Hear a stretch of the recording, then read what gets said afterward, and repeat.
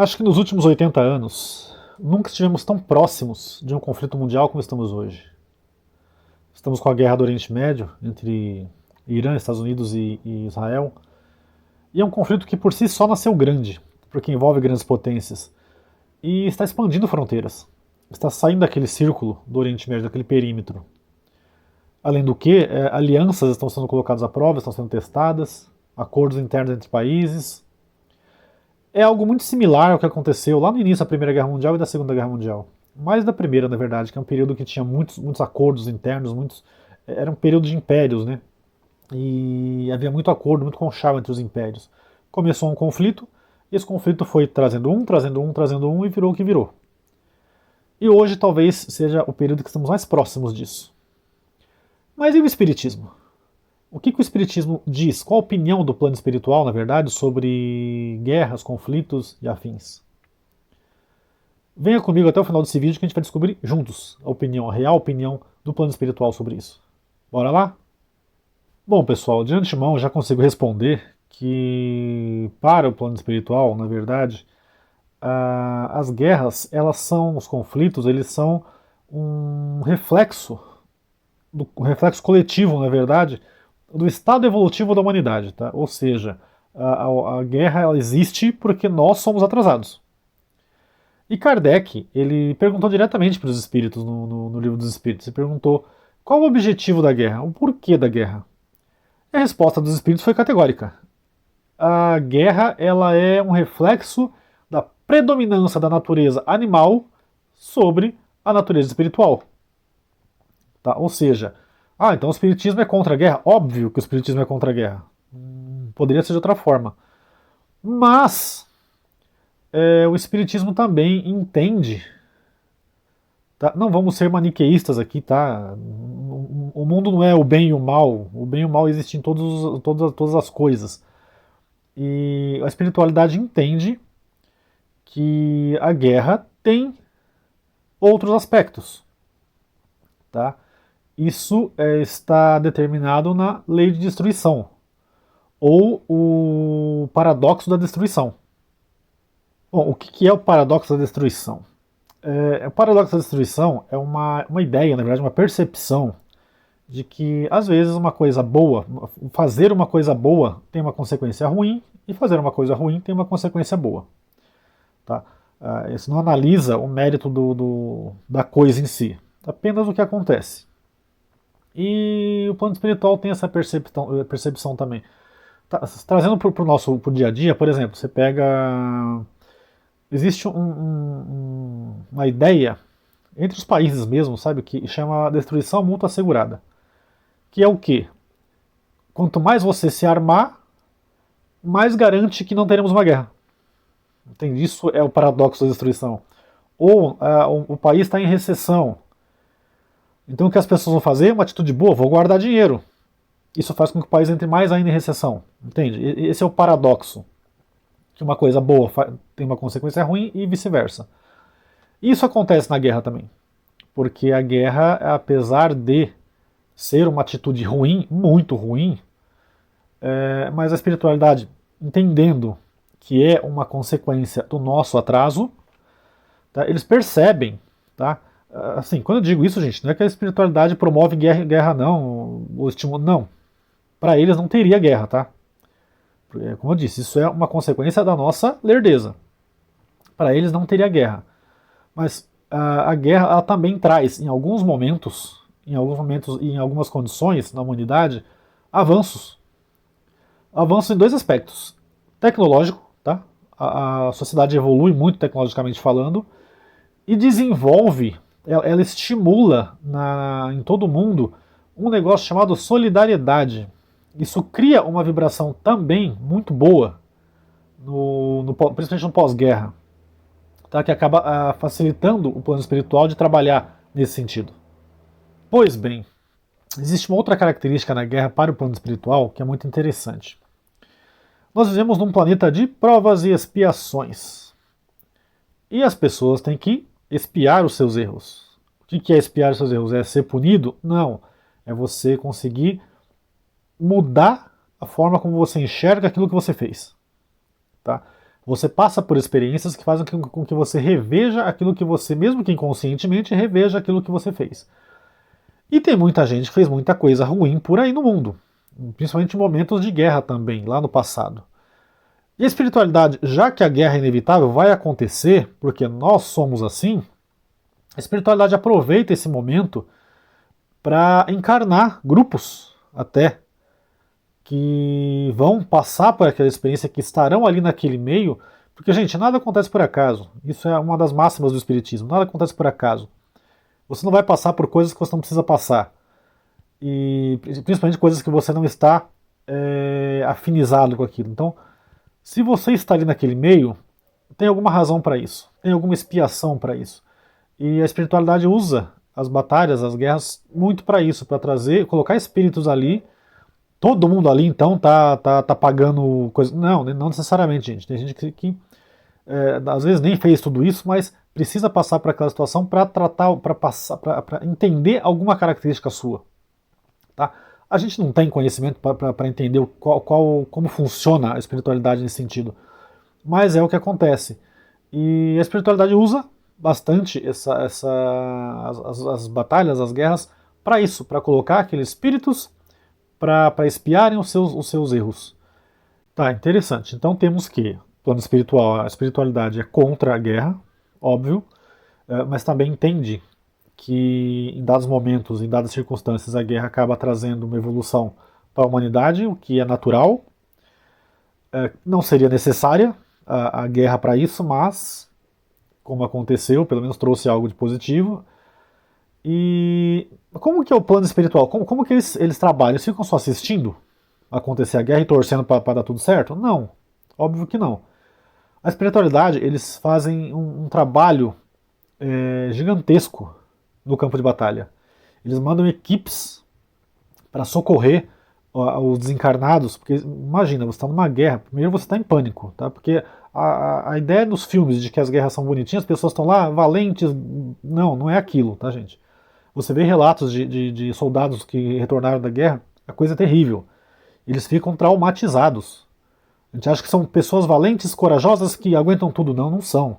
São pessoas normais. E eles voltam muito traumatizados da guerra. Eles passam por coisas, existe um negócio chamado olhar de 1000 jardas, que é o olhar que a pessoa, um olhar parado, apático, que a pessoa fica quando vem da guerra, que ela fica processando tudo aquilo que aconteceu, e ela fica por meses com esse olhar parado assim pro nada, que é chamado de olhar de 1000 jardas, que é uma das consequências da pessoa quando volta da guerra. Ela realmente volta muito abalada. Imagina você morrer, você desencarnar dessa situação, no meio dessa situação. Você desencarna totalmente perdido. E o plano espiritual manda muitas equipes para lá, para o campo de batalha. Justamente para isso, para socorrer aqueles que vão passar por essa situação. Tá? E por outro lado também, como eu disse, não sejamos maniqueístas, tem de tudo no mundo, tem pessoas boas e pessoas ruins, e tem pessoas que são boas e ruins e boas. Também temos um lado de pessoas que estão numa frequência diferente, uma frequência não tão boa. Falando, não são pessoas ruins, não necessariamente, são pessoas que estão no momento ruim e que acabam se alimentando daquela energia também da guerra, acabam se alimentando daquela vibração negativa da guerra, tá? E muitas vezes, às vezes conscientemente e às vezes inconscientemente, acabam estimulando aquilo, tá? Então, a influência do plano espiritual na guerra também existe dos dois lados, tá? Ela existe e ela é forte. Existem equipes tentando dissuadir também os governantes a não continuarem com as guerras, a não seguirem aquilo, mas a guerra é alimentada por 3 sentimentos: orgulho, egoísmo e ambição. É isso que alimenta a guerra e que faz com que os governantes não deem atenção para o plano espiritual, tentando modificar suas visões. Mas existe essa influência, e essa influência realmente é forte. E no quesito responsabilidade, o que o Espiritismo diz sobre os conflitos? Bom, esse é um assunto bastante delicado, porque tem muita gente ali e muitas questões envolvidas. Não é só soldados e armas, não é só isso. Tem muita gente. E muitas intenções. O que determina a responsabilidade de cada um sobre o que acontece ali são as suas intenções. Como eu disse, o que inicia a guerra, o que alimenta as guerras, são três sentimentos: egoísmo, orgulho e ambição. De quem? Dos governantes. Os governantes que determinam o início da guerra. A responsabilidade sobre cada gota de sangue que foi derramada ali é deles. Tá? Eles vão ter que se explicar quando desencarnarem, vão ter que lidar com toda essa responsabilidade, porque cada gota é responsabilidade, sim, deles. Nós temos outros agentes nessa situação toda. Temos soldados, temos os soldados que estão atacando, temos os soldados que estão defendendo e temos as pessoas que estão ali. Como que funciona? Qual é a responsabilização de cada um? Bom, vamos lá, gente. Vamos tentar trabalhar caso a caso. Vamos falar primeiro dos soldados. Os soldados, por si só, eles têm uma responsabilidade sobre tudo que acontece ali, tá? Tudo que acontece de atitude deles, tá? Por quê? Eles não são responsáveis pela guerra, não é isso. Mas eles vão ter que atuar na guerra. E a gente sempre tem opção. Gandhi conseguiu libertar um país sem levantar uma arma. Então nós sempre temos opção. Então, gente, o soldado, o que vai determinar se ele vai ter uma maior responsabilidade ou uma menor responsabilidade, porque responsabilidade ele vai ter. O que vai determinar o grau de responsabilidade dele é a intenção que ele tem naquele momento. Se ele está se defendendo, sobrevivendo, é uma situação, mas se ele aceitou, assumiu aquele ódio para ele, que é colocado pelos superiores, se ele assumiu aquele ódio, eu quero matar o máximo possível de inimigos, é outra responsabilidade, entende? Entende o que eu quero dizer? Como eu disse, é a sua intenção que vale. Aí temos também pessoas que estão na situação, que estão no meio da guerra, tá? Porque a guerra não é feita só de soldados. As pessoas estão ali, os moradores do local estão ali. E esses é a mesma situação dos soldados, gente. Óbvio, eles vão ter que se defender em algumas vezes. Inclusive dos próprios soldados, às vezes. E eles não começaram a guerra, não escolheram estar ali na guerra, tá? Então eles por si só não têm responsabilidade de nada. Porém, como eu disse, a intenção depende muito de como eles estão lidando com aquilo, tá? De tentar apenas se defender e não abraçar o ódio e atacar violentamente quem estiver na frente. É isso que vai determinar a sua responsabilidade. Seja soldado, seja pessoa que está na situação. É óbvio que é muito fácil eu falar isso porque eu estou aqui sentado no sofá da minha casa, que não está em guerra. É muito simples para mim falar isso. Mas, assim, a gente tem consciência de que numa guerra, gente, é muito difícil você se manter coeso, se manter tranquilo. E a gente acaba errando mesmo, tá? E tudo isso é levado em consideração pela espiritualidade, tá? Você não vai. Você não. Principalmente uma pessoa que está ali na situação de guerra, que não pediu para estar ali, não fez nada para estar ali, mas está ali. Qualquer atitude dela é levada em consideração a emoção do momento, é levada em consideração o grau de risco que ela corria, é levada em consideração.